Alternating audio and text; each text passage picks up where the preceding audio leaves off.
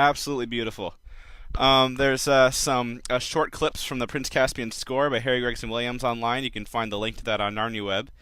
And it's very interesting listening to portions of a score and trying to give thoughts on that having not seen the movie. I mean, obviously, the score was written to visuals specifically.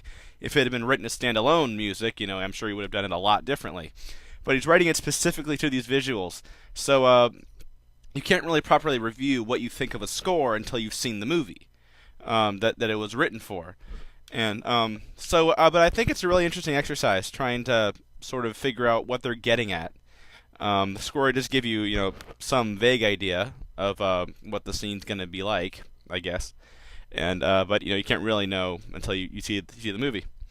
But I thought it'd be a cool exercise. I'm going to go through some of these clips one by some of the ones that I have something to say about, and just try to, hopefully when the Prince Caspian soundtrack comes out, I'll be able to listen to them all the way through and then give my thoughts on and try to guess what I think is going on. That'll be kind of fun.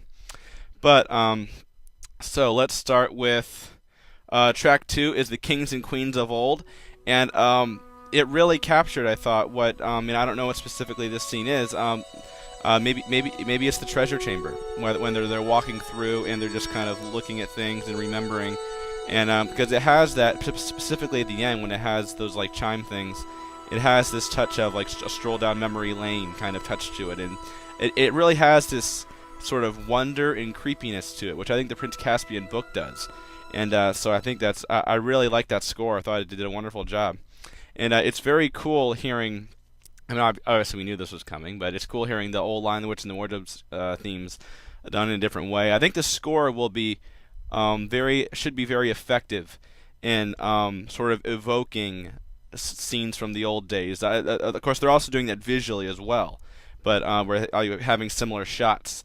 But that'll be sort of a way to just like, oh, remember that scene, a little reminder, like the score might function. I think the score might play an even more important role in this movie than in the last one. And so I thought that really captured what the whole what I love about the Care Paravel stuff in the book, which is just the whole the weirdness, sort of the excitement, but the weirdness and the creepiness of coming back. And it's like, whoa, this stuff has been sitting here forever, for 100 years or 1,000 years, and it's just kind of a weird idea. It's an untouched place. The arrival at Aslan's How, track 4. It's cool hearing them use the same. There's two themes they use. They use the exact same music from when they enter. I'm assuming this is from in the official companion. It shows a shot of the 4 of them in Caspian walking into the How, and they got the centaurs with their swords on either side, just like in Lion, the Witch, and the Wardrobe when they're walking down Cair Paravel, and you have the centaurs on either side.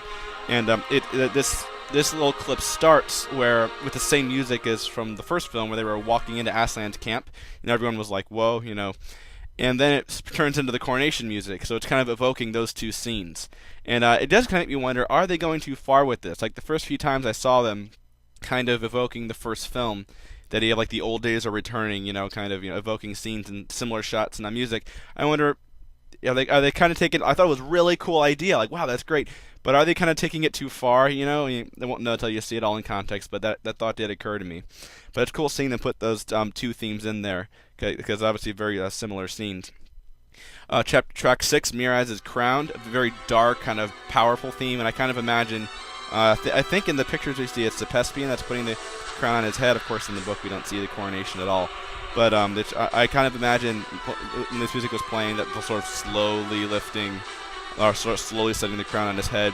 In the score, I think it's supposed to kind of give the feeling of, something has been awakened, like, a beast has been awakened, something has been set loose kind of thing, with Miraz being crowned king. And I think that's cool. The Sorcery and Sudden Vengeance scene, of course, there's just a hint of the White Witch theme in there, which is kind of neat. And without a doubt, my favorite of these is the Return of the Lion. I imagine right here that it's Lucy running, like she sees Aslan, then she runs up to him and run, then they hug, and there's this big, swell part of the score. And I thought that was really powerful, because you listen to a lot of these clips, and they're kind of toned down or kind of dark. But this, I envision this being one of the brightest parts of the score. Just the happiness of, Aslan's here, and there's this excitement and relief, and I found it very moving, and it gives me, I'm very encouraged by where they're going with the scene, and it'll be cool to see the visuals associated with it, of course. But it's, portion of the score is kind of encouraging. The Door in the Air track is neat. I think that before this clip starts, there's probably a lot of big, grand music of them. They're leaving Narnia. Then it immediately gets really quiet. There's this reflection. But oddly enough, they play what sounds like the Tumnus theme, which is strange. We know that James McAvoy was on set. He said he didn't shoot anything for it. We also know that Mark Johnson really wanted Tumnus to be in this movie. I shouldn't even go there. They've already brought the White Witch back, which is bad enough. They wouldn't dare, would they? No. They would not give Tumnus some kind of weird cameo. How could, like, his great-grandson or something? No. No, they wouldn't. But it's just a thought I had. But for 1 second, I was like, no way. They would never do that. And I don't think they are, but you kind of... I guess they're more trying to evoke maybe the end of the coronation. They played Tumnus' theme. And so that's probably what it is. But I got to admit, that thought did occur to me, like, they wouldn't bring Tumnus back, would they? But no. Of course they wouldn't. And then, of course, we also have the full version of the This Is Home by Switchfoot is online. If you go to Narnia Web, you can listen to that. And I find this song very moving. I think it really... it's so much better than the crap they had on The Lion, the Witch, and the Wardrobe soundtrack. They try to be kind of Lord of the Rings-ish with it, with stuff that was, semi-consistent with the score, and it just didn't work. I just thought the songs were kind of dumb, and I think this one, it's good to have a more contemporary song, and I think Switchfoot, I don't really, I'm not really into music, but Switchfoot's a great band, and I think this is a really cool song that really captures part of what Prince Caspian's about, is the idea of return, and the longing for... You could say it's talking about two different things. You could say it's about the Pevensies coming back and saying, this is home, this is where we belong. They've been longing to go back for a while. It could also be about Caspian and the old days returning, and Caspian that had this longing for the old days of Narnia to return. And at the end, they're back, and this is home. This is what this is where Caspian was meant to be. And so they give, but that whole theme of return, I think, is really. This song does a really good job, and it's a really powerful song. And it reminds me of the book. Like, none of the songs on the Lion, the Witch, and the Wardrobe soundtrack reminded me of the book at all, and this one does.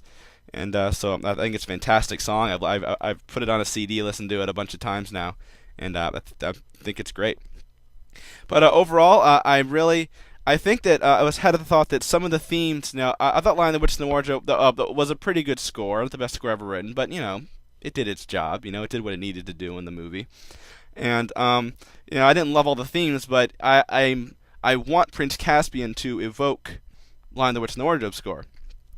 So some of the themes I may not have liked, I still want them in Prince Caspian because I want them to evoke Lion, the Witch, and the Wardrobe. So I guess I'm not going to be...